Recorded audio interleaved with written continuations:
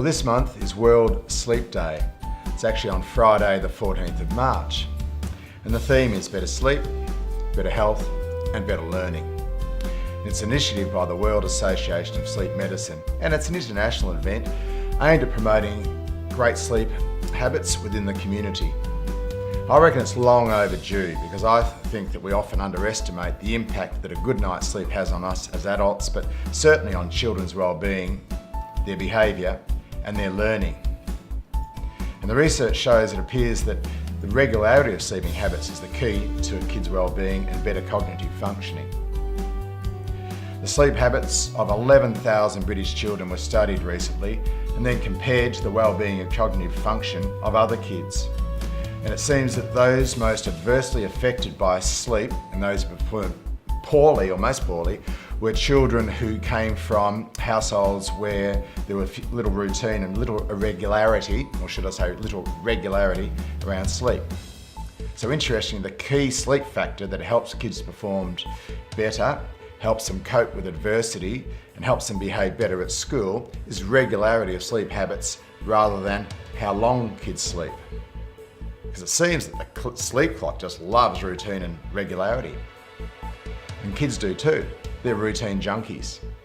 So I want to talk about 5 ideas to make sure that your children's bedtime stays regular and routine-like. Let's take a look at them. The first is we need to have the 1 hour rule. And the 1 hour rule is basically the notion of on weekends sometimes we allow our kids to go to bed 2-3 hours later than normal, or even during the holidays. The recommended alteration around bedtime is 1 hour later or 1 hour earlier than normal.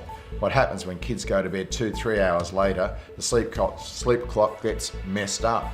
So the sleep clock loves routine. So try and vary kids' bedtime by 1 hour on weekends. So number 1, the 1 hour rule. It's crucial. Number 2, have a regular unwind time. Don't allow kids to sleep in front of the TV. Number 3, have CEFB free time. That means no caffeine in the evenings, important for teenagers.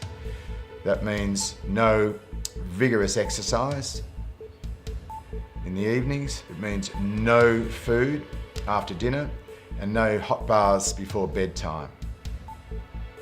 Number 4, establish sleep trigger rituals that signal to kids that it's bedtime.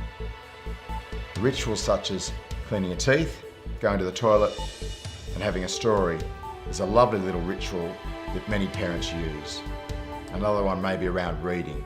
Whatever it is, get a ritual in place that signals to kids that this is bedtime. And lastly, make bedrooms cave-like. Melatonin loves dark and hates light of any type. So I recommend that you go in and do a bit of an audit around your children's bedroom and start having a look around for the different lights that may be on. Then look for ways to extinguish those.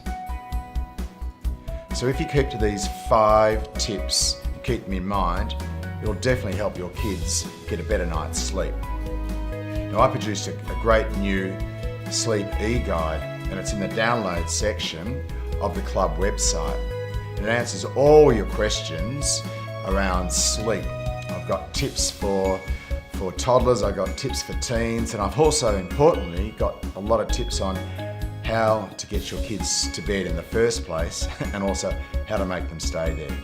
So sleep is really important. We often underestimate it. It's important for your kids' social well-being, it's important for your kids' learning, and it's really important for your kids' happiness. So we're really focusing on that this month. So sleep, can't get enough of it.